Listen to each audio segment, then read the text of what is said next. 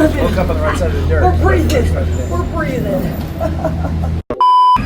Sorry. I'm Kevin. I'm Peter. We're Candlebox, and you're watching the Anthony Rogers Show. Damn. Look at that asphalt. Residential asphalt services. Call Dan today.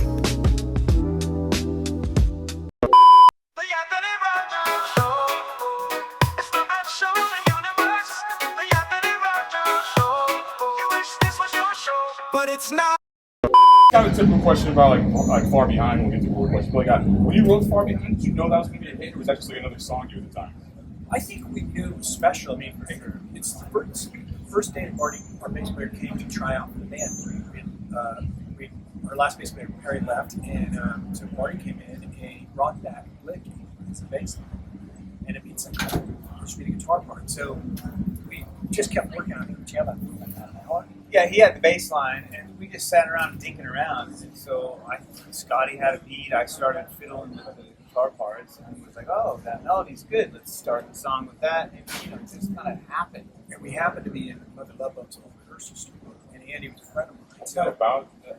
So I read that. So initially the lyrics, now Andy had to be in the church band because the song's written from the perspective of Harold. Okay. So obviously after he passed, so it was kind of just a way to say, hey, this person was really, really special. And so yeah, I think we knew it was a special song. I don't know if until it was done, that we knew it was going to be somewhat, if it had a chance of hit. We had all of our friends saying, dude, that song. And every time we would play it live at every show, you just see people go, what is this? Because it was a different song for that era of music out in Seattle.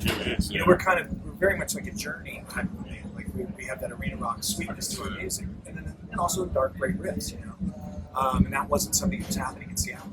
So I think it really stood out. And that's when we probably knew that we've got a really special song. Did you know somebody would be asking you a question about that 30 years later? I love that it is. Thank God. That's awesome, though. Yeah, it's great. I mean, it's literally you pinch yourself every day when you're in this position because we're going to play for 30,000 people today. I don't know. It's 100 to 200,000 people. Well, I hope in our set time they're all here, but depends on what state. Yeah. But that's a great fucking thing for us. Yeah. I'm so proud of that. For ourselves and proud to be the band we've been. What time are you guys on today? 3:35. 45. Very cool. Did you what do you think was like your secret to lasting this long in the industry? Like when a lot of people, one, never make it, and two, like don't last. You know what I mean, like, what do you think is your secret to like success and longevity? I guess. It's the music, and good song. Kevin's kept the band alive when it fractured there. So really, the fuel to the whole machine is that first record. It just keeps it going. Fortunately, thankfully. Yeah. And, we're super blessed that this has happened to us. That's very humble. Yeah, it's like you dream about it when you're a kid, right? Every band, everyone's going to say the same thing, but when it actually happens, you're not prepared for it, and you're thrown into this world that you have to learn to live in, and if you can't stay focused on what it is that got you there, you lose direction. And I think for us, even though we had missteps here and there, we continued to make the music that we make, and we had the break between 2000 and 2006 because of everything that was going on with Maverick and Warner Brothers and trying to get out of that deal. You signed the Dons, I forgot about that. Yeah, we were first band. So going through all of that, we had to kind of sustain ourselves as a band, and so we went and worked on different projects. But we continued to stay focused on what Candlebox was in the hopes that it would come back at some point. So when it did in 2006, when that stuff came out, we were able to reignite that kind of moment for ourselves. And I think that was really kind of one of the things that allowed us to continue to 2000 and to up to today is that Best Of record, because people had kind of forgotten about the band. So when it came out, and I know it sold very well. So maybe that's kind of what allowed us to kind of get back out here and do this. But then again, it's always been on live shows really, really good. So we keep people interested in the show. We throw weird songs here and there. We we try to keep it interesting for ourselves as well. So maybe that's what. Have you guys ever had a moment on stage where like this isn't going well? Like, Oh yeah. Are you kidding me? What's the stories on that? Like, We had a show at Nut Island in Memphis, and Pete just lost his mind because we had a monitor guy that was just fucking showing. He's just an asshole. And we were on, so Blur's on the show with us. Oh, I love Blur, Blur. it was that band, the singer just died from in hospice. That one guy told me the world is going on. Oh, the Smash Mouth. Yeah, Smash Smash Mouth. Mouth. The other day. Like, Blur, Fiona Apple was really weird. We were the headline. And this guy was just, I don't know if he was drunk with our monitor feedback, and he just completely destroyed the stage. Because it just went that bad. Like, it was like he went first for his cabs, then he went to the drums, and Damon Albert's over there going, like, he loved it. And the Smash Mouth kids have won. Yeah, he's ready to kill me. And our manager was John Reese, this big guy who used to work for Guns N' Roses. He's like, you just settled down, kid. And Pete he took the whole stage out. you look hard to piss off. Well, back then, tequila was involved. Okay. So, Tequila, she's loving it. yeah. What kind of tequila you drink? I don't drink it anymore. What did I'm you? done. Whatever was there, really. You know. Oh, Wait, okay. yeah. Cuervo, whatever. You Are know. you in recovery or just Yeah, I haven't had a drink in 23 years. awesome? We That were is just awesome. talking about recovery. Oh, good for you. You're lucky you didn't die. I am Right. lucky to be here. Yes. Honestly, Yeah, no. the fact that I've almost died so many times is Oh, I'm glad you it's beyond me.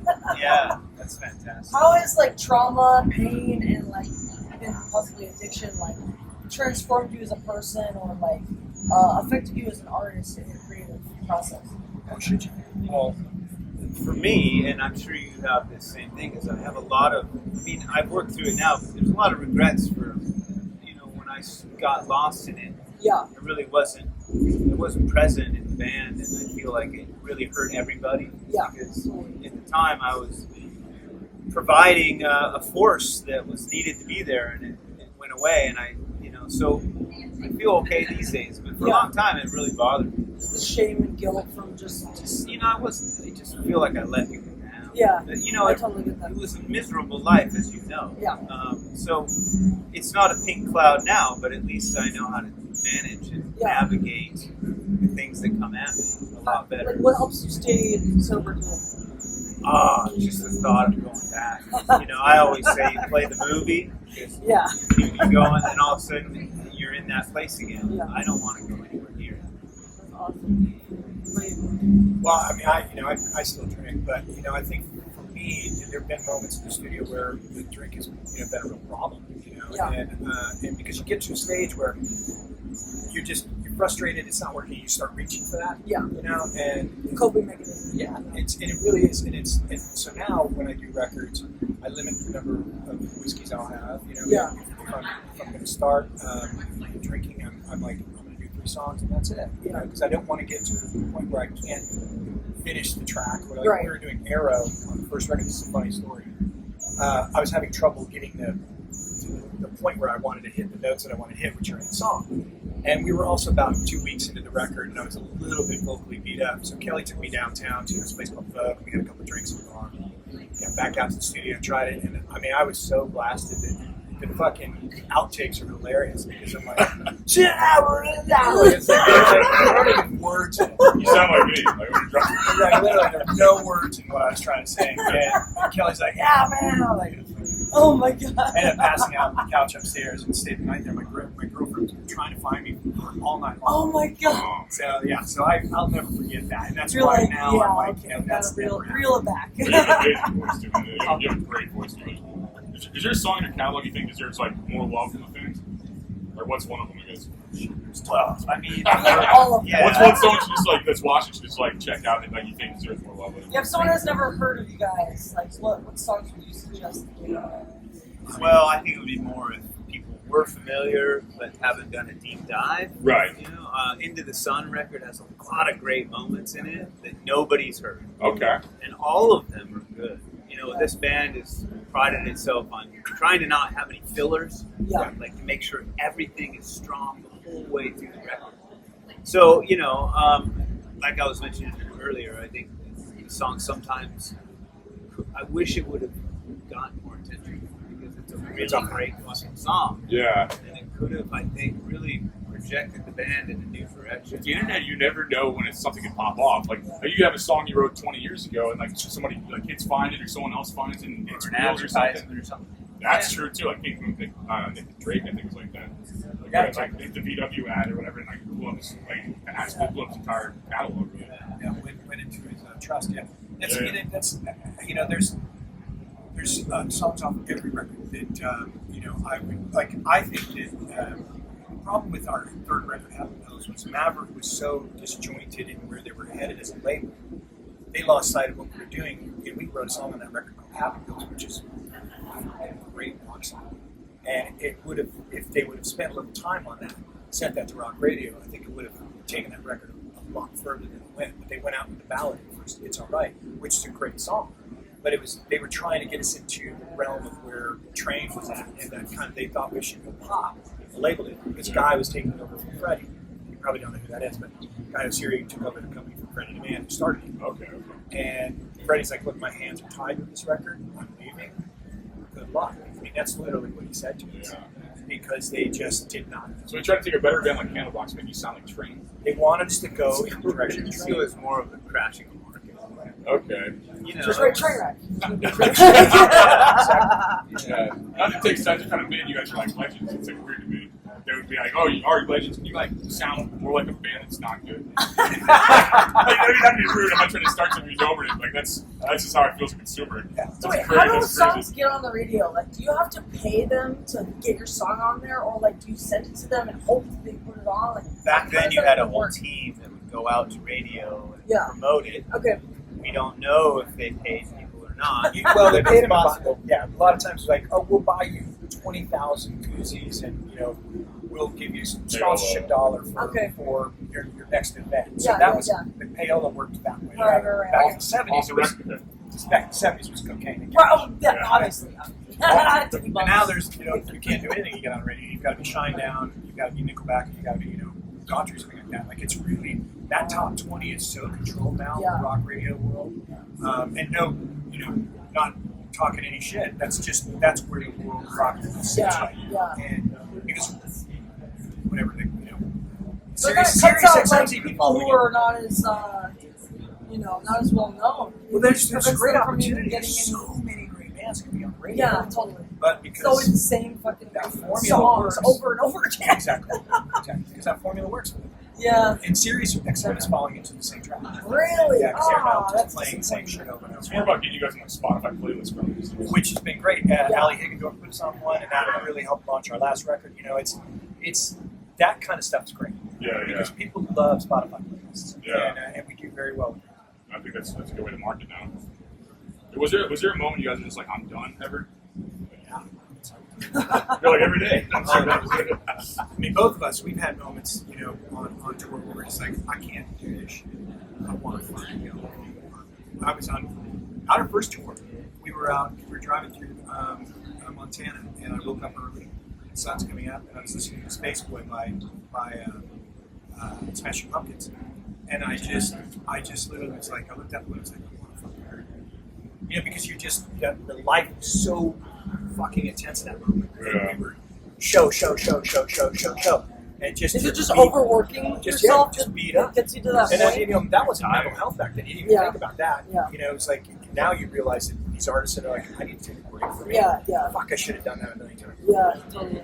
You know, I think we both could attest to it. There was a time I think I had a bit of a breakdown on the Happy Pills tour.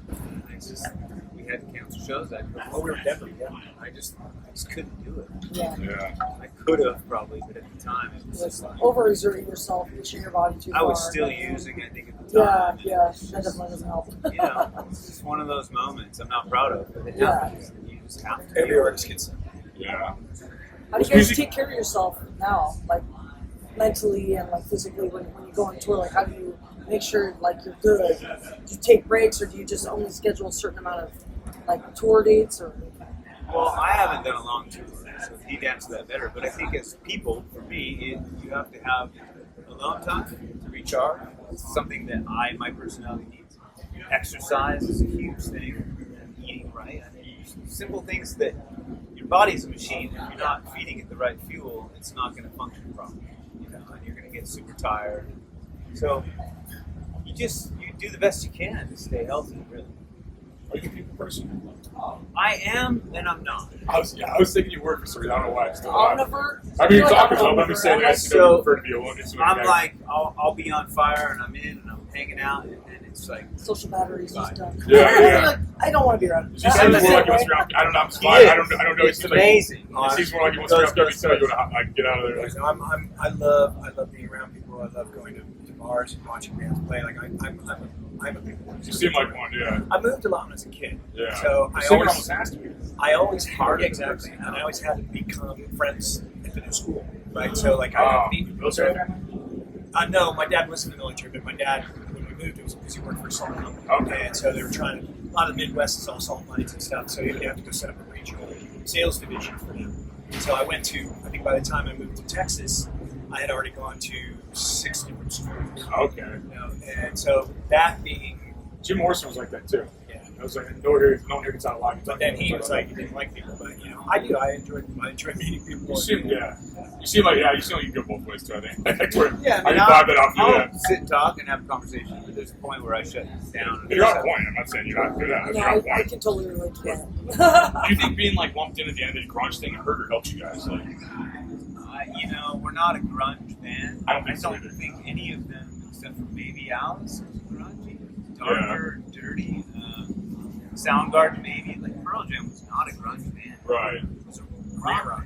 You know what I mean? Like Yeah. Screaming Trees. They're not grunge bands. But once the term took place and related to Seattle, then they were all just grunge bands. Yeah. You know what I mean? You guys on that last thing of it, like your album came out like '93, I'd say. Like what was it, '93 something? Yeah. You're on that last leg of this, and just stamping on. It's like how I'm called a millennial. I hate that. It's a dumb name. It's probably the same thing with grunge for you guys, probably. Our You weren't band really is not guys. grungy. You're right from the same town, I guess, but like not really the sound, right? Right. You guys ever play the L4 Zone out there too back then? Of course. Okay. Opry. It was off. Okay. I did a comedy show there. It was like I felt like a band, Oh, it's so cool. Came in the first like 10 shows. I'm like, oh god, it was crazy. So it was called the Offering back then. Yeah. Okay. Yeah, that's crazy. Seattle's a weird town. Man. It's like I lived in Seattle for part of my a job. town called City. yeah. I was in It is a Fall- small town Fallsburg. called City. Yeah. And now it's got a million people in it, maybe more, and it's way too small. Yeah. You guys still are you guys still in Seattle? Or where you guys at now? I'm LA. Okay, cool. You're close. Huh? What do you like it better out than your places there? I guess like LA and Tampa better. I don't think I could live in Seattle. I mean, I have families there, It's depressing. and it's. Always. Did you go there for music at the time? Is that where No, I grew up there. Okay. Yeah, they Part were of born Seattle there. did you grow up? Okay. Part of Seattle. I grew up in the burbs. Okay. Yeah. I like your tattoos of the Celtic. This. Oh yeah, that's the Led Zeppelin. This one. Yeah, that's John Paul Jones, I think. Oh, nice. Because it's also a Celtic like. They were all into their songs. I'm witchy, so I'm like. What would you say to yourself in like 1993 before your debut album comes out? Like, what did you learn in these last 30 years and advice you give to yourselves? I would have removed alcohol right from the beginning. Smart. Right away. Out, done. Yeah. Smart. Pay close attention to your band. You know, be friends. Because it's that at the end of the day, it's the only team you have.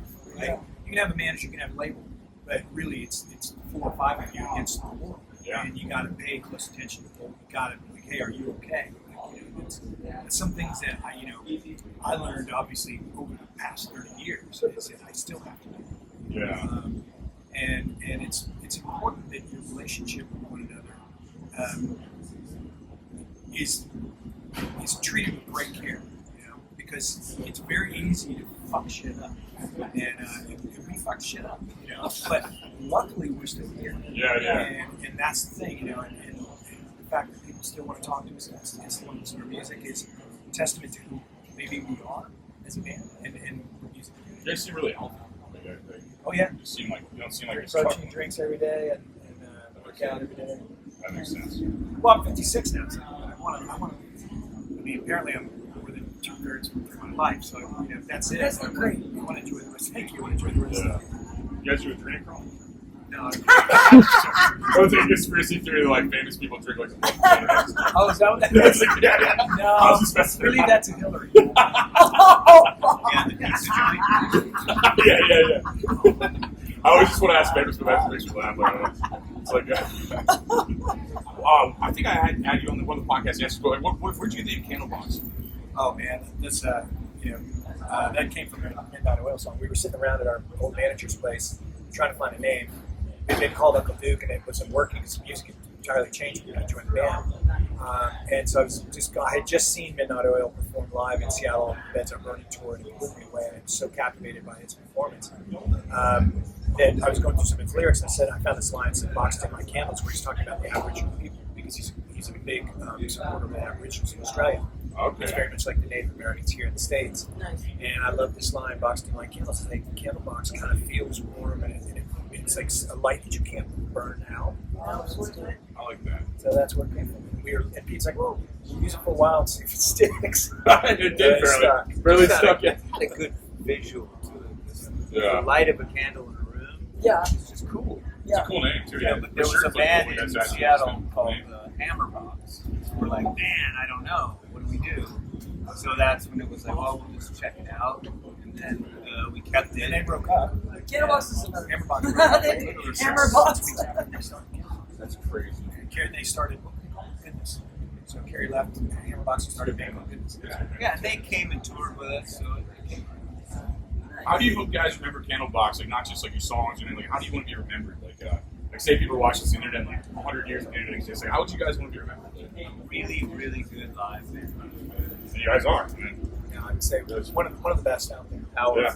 Still to this day. You guys covered a lot. You guys headlined a lot of Point Fest back around from Yeah. St. Louis, and like you guys, that was like magic back then, man. I love that. I love that stuff. Like Well, that's we crazy. did the one where McGuire flew in the helicopter. Oh yeah, Because we got to see the game and we had 6 more.